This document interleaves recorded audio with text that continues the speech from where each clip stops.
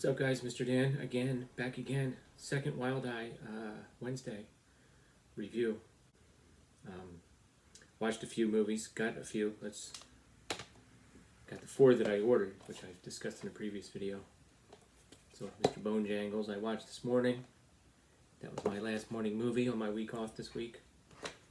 I also got Scary Stories to Tell in the Dark documentary.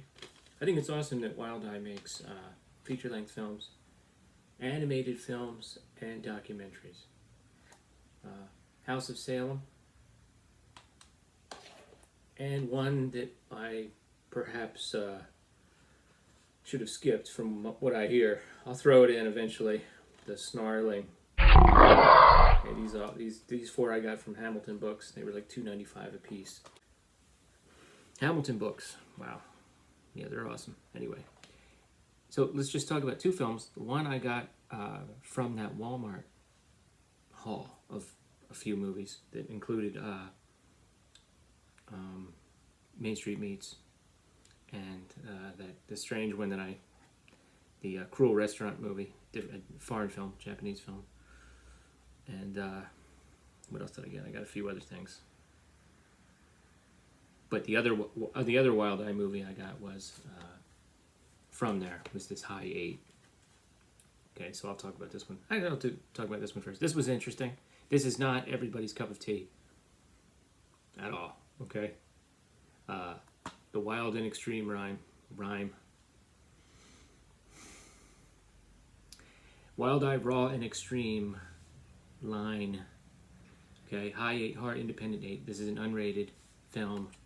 Okay, as I said before when I showed it off, it's the Expendables of hot shot on video horror. And basically, there's like 8, 10? Yeah, is it 8 or 10? 8 or 10?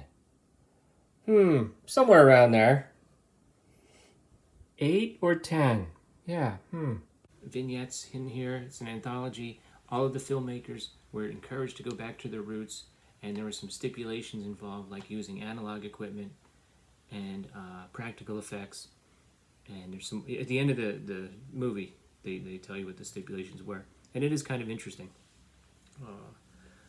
There's one about a tripod. Maybe it was no tripods or 1 tripod, but they were very limited in what they could do on purpose. So someone who would casually stumble onto this would go, "Oh my gosh, look at this shot on video cheapie." But the makers were encouraged to go back to the roots, and some of them, like Donald Farmer, is one of them.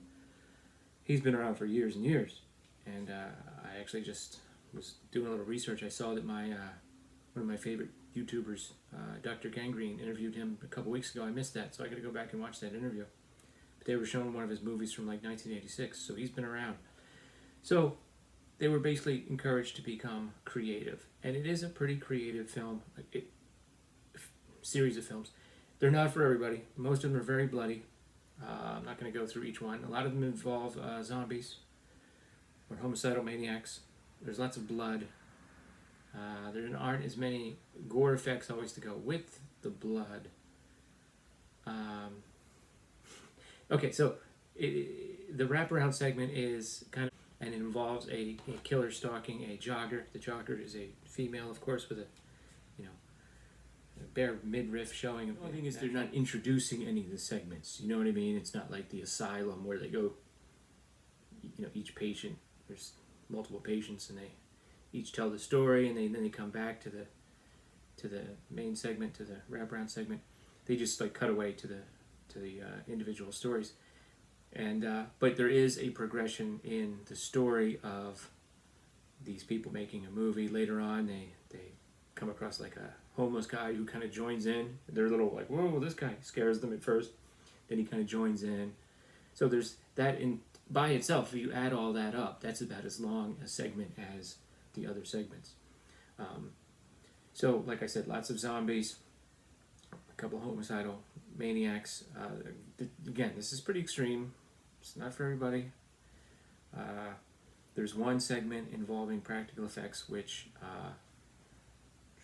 the makers must have been a fan of The Thing, and it shows, and they do a pretty good job. It's very impressive. I would love to see people with that level of skill and passion have more work to do. and it's pretty good. Basically, somebody splits open and there's an infection, and people suspect each other, kind of like The Thing, actually.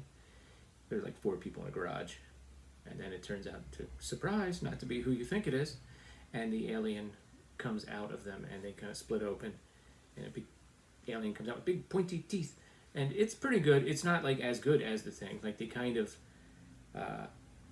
you know, they don't show it like step by step. It's like, you know, and then something comes out, and then they're pulling at the skin, but you don't see the face per se.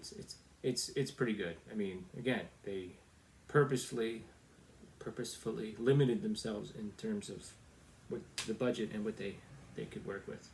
It's very impressive.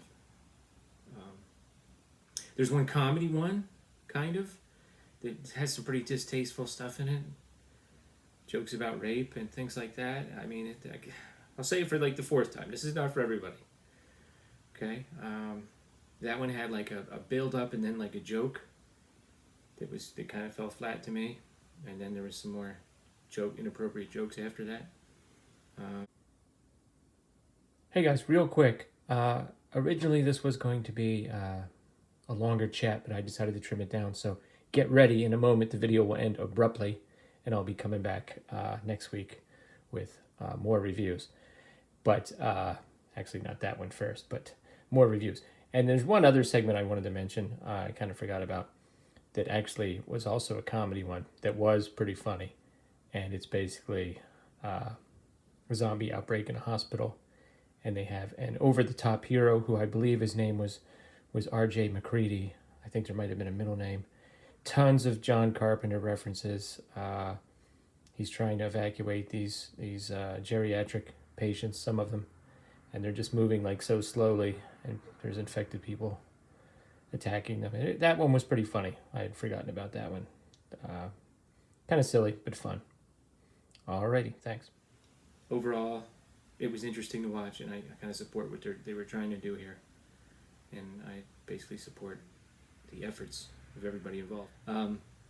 One other thing I thought was funny, I don't know if they did this on purpose. They might have, in order to make this seem like kind of quaint. But whenever they would go back to the girl running, they would cut away and come back. It always seemed like she had just started running, like she was at a standstill, and then she would start running. And it's just like the worst jogging you've ever seen. And maybe they did that on purpose. I don't know, but it was pretty. I thought it was funny. So there's that. Okay, I couldn't bear to have it end that abruptly. Anyway, thanks a lot, guys, and I'll be back. Try to be back next Wednesday as well with another review. Boy, what a review it'll be. What a review it'll be. Okay, thanks.